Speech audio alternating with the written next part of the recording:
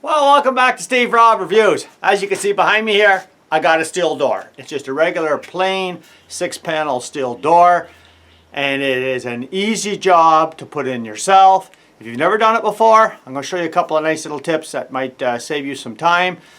But generally, when you're going to look at a steel door, they're going to have the specs on the side of the door to show you what the rough opening is, and they're wrong. So I'm going to show you what's wrong about this.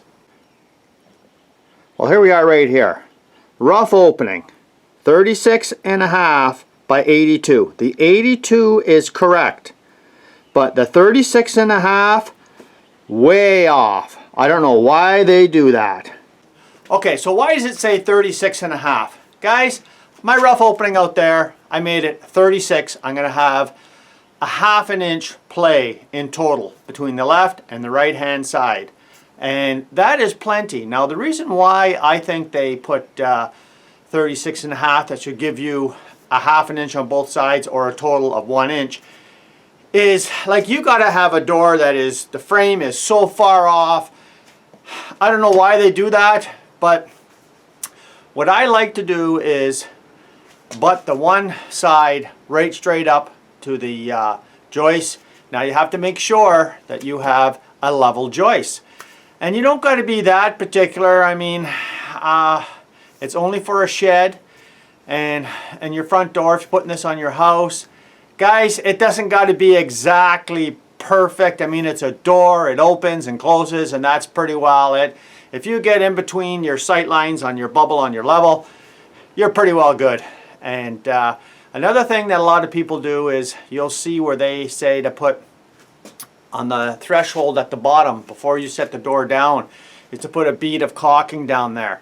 Well, yeah, if you have an entranceway that is low to the ground, yeah, you have to put the caulking on first before you actually put the door in, because you don't want water to go underneath the step and rot out your sill.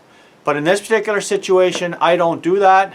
I put the caulking on after, because I've got enough room to get in there and put the caulking on. And what I've done on the particular build up here, you could see I beveled a little bit on the outside so I can put a nice bead of caulking in there. So I'll be putting in the caulking in after, so you won't see me put no caulking in here. Another thing is, they will give you 3 screws. And that's for each one of the hinges. There's going to be a spot left open where they didn't put a screw in, and this is to go right straight through to your stud, and the other screws are just holding it on to this piece right here, which is about 1 inch. So yes, you're going to have to drive these screws in. Now what I do, I like to do something a little bit different. I'll show you the tool right here. Is everybody should really have one of these, and what it does is, you can see as it presses down, you got a drill bit in there. So what I like to do is, in the 3 spots that have the empty spots for the hinge screws, I like to pre-drill this first rather than just eyeball the screw and drive it in, because I find it's a lot easier if you put this in first and it goes in straight every time. So that's another thing that I do. And I just picked up, you know, just a basic lock set for the outside, and I prefer the one with a handle on rather than just a round knob. I find it's easier to get in and out. So that's about it. So let's go out in the backyard. I'll show you the setup I've got, and we'll put this door in. Well, let's just take a look and see how level my my framing is. Guys, that's just pressed right up against the stud there, and that's close enough. And of course, here's the floor here. And if we can get out of the sunlight there, I hope you can see that, but that's level enough for all you need. And so there's the opening there, and it's 36 from side to side, and I'm going to have a right hand swing. So let's get the door, let's drop it right in there. Well, the first thing I do is I put the door actually inside, and if you take a look down on the bottom here, I've just got some angle brackets. I'll just show you there. They're very simple, and I just drive 1 screw in, so this is nice and flush, because I'm going to be doing this by myself. Last thing you want to do is push that door and it just falls right out on the ground on you, right? So You can just use a couple of hunks of wood, doesn't really matter. I just picked them up because they're available, you know. But and then down here you're going to have, for shipping, this block of plastic in here that goes around and inside. You got to take that off first because you're never going to get that door open if you put that in first. So let's get to that. I'll take that little piece of plastic off there, and I'll show you how easy it is to go in. Okay, so now we can just take the door and just put it in there, and you don't have to worry about it falling back out on the ground. So these doors aren't that heavy in the first place. You know, one person can handle this, no problem.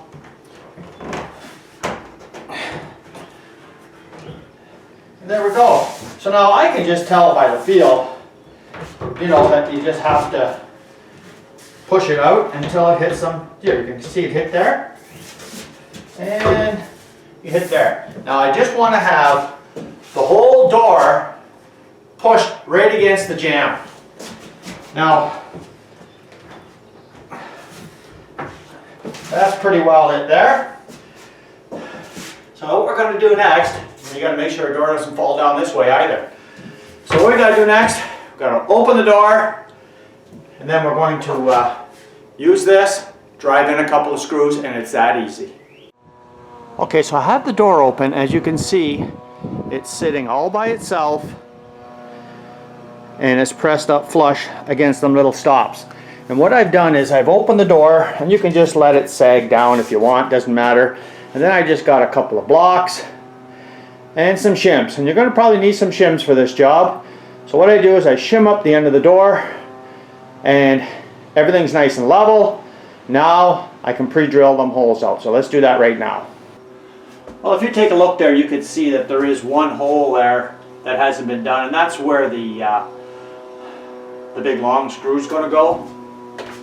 So this is a great tool to have, and it just countersinks right in there in that particular spot. There. Now I'll do that to all three of them, and I'll bring you back. Okay, so let's just drive the screw in. As you can see, this is sitting right up against nice and flush. Door's not going nowhere.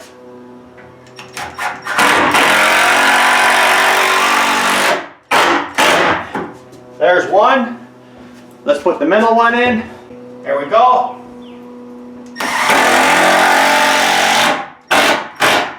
And the bottom. Pre-drilling them holes makes it so much easier. They don't go in crooked. I think it's the best way to go. There we go. Okay, as you can see here, I put in one of these. Now all this is a 1/2 inch piece of board that I had, and I just ripped it 3 inches wide. And if you take a look at a lot of these installs, you're going to see they use these wooden, well, they're just wedges. You can buy them at any building store, just wedges like this. And it's supposed to take up the space in between here when you put them in. Let's just take a look at this. And what you're really looking for is this crack here. It's supposed to be equal all the way down to the bottom. Now you can see in the bottom wedge here, yeah, you've got some space here. And what I'll do is I'll put a wedge in there just to tighten it up. You don't want to have this buckled into here. That is just, the door is open and closing just fine the way it is right now. And I'm going to put some wedges in here. And I'm going to do the same for one spot in the center. And right here. This one here is pretty tight. I don't think I have to put any wedges at all. And I'm putting 2 screws in each one into the stud. And that'll be it. Now I don't put any screws at the top at all. I'm going to have a molding around the outside. And after we put that in, that should pretty well do it. Put the top here. Well, I've put the 2 screws in already.